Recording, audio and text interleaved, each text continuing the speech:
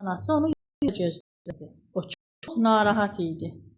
Birdən Qaragöz tənginəfəs yuvaya girdi. Anası soruşdu. Qaragöz, sən hardaydın? Axı mən demişdim ki, yuvadan bayıra çıxma. Balacanın qara gözləri yaşardı. O dedi. Ana, bağışla, mən qoza yığmaq istədim.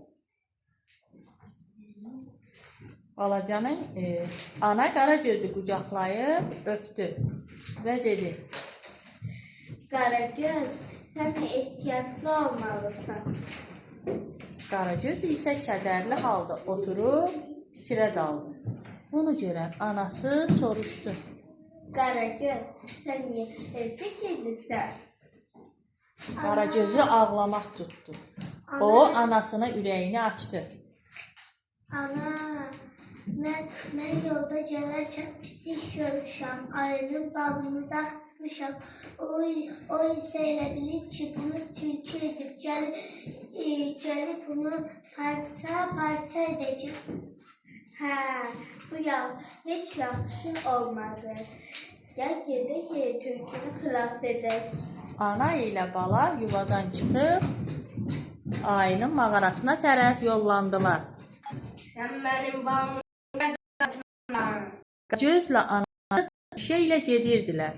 Birdən ayının nəliltisini eşitdilər. Tez səs gələn tərəfə yönəldilər. Gördülər ki, ayı tülkünün boğazından yapışıb bağırır.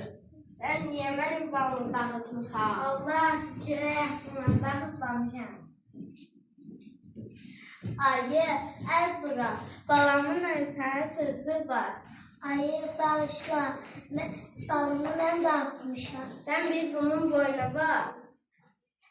Mən üçün bal toplamaq istəyir. Amma yaxşı boynuna aldın, yoxsa bunun boynunu üzəcəkdir. nə vaxt? Nə vaxt istəsən gəl, səni bala qonaq edəm.